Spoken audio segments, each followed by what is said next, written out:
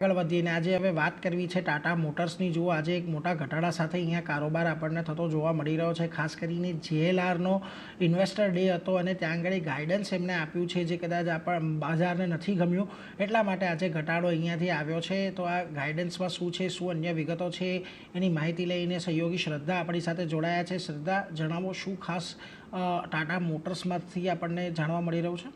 જી, તો જે રીતે તમે જણાવ્યું, ટાટા મોટર્સ આજે એફએનઓમાં ટોપ લૂઝર આપણને દેખાઈ રહ્યો છે। JLRમાં ઇન્વેસ્ટર ડે હતો અને FY26નું જે આઉટલુક છે કંપનીનું તે અપેક્ષા કરતાં ઓછું દેખાઈ રહ્યું છે। અને આઉટલુક પર નજર કરીએ તો જે આપણને એબિટ એટલે earning before interest and tax આપણને FY25માં 7%, 5થી લઈને 7%ની રેન્જમાં જોવા મળ્યું હતું, તેની સામે FY26 માટે જે FY25માં 8.5% જોવા મળ્યું હતું, તેની સામે 5થી લઈને 7%ની રેન્જમાં આપણને જોવા મળ્યું છે FY26 માટે।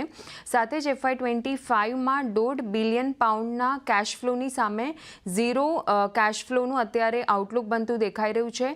સાથે જ FY27 અને FY28માં વાર્ષિક ધોરણે સુધારો થશે એવી કંપનીને લાગી રહ્યું છે અને એબિટને તેઓ 10% પર લઈ જવાનો પણ કંપનીનો લક્ષ્યાંક છે।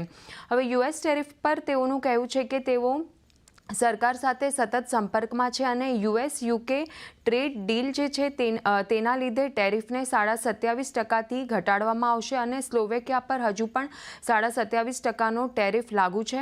અને યુએસમાં અત્યારની સ્થિતિને લઈને કિંમતો પર પણ વિચારણા થતી દેખાઈ રહી છે। તો આ રીતે આપણને એક અપડેટ આવતી જોવા મળી છે। જી આભાર શ્રદ્ધા, અમારી સાથે જોડાઈને સમગ્ર વિગત આપવા બદલ। તો જુઓ, ખાસ કરીને જે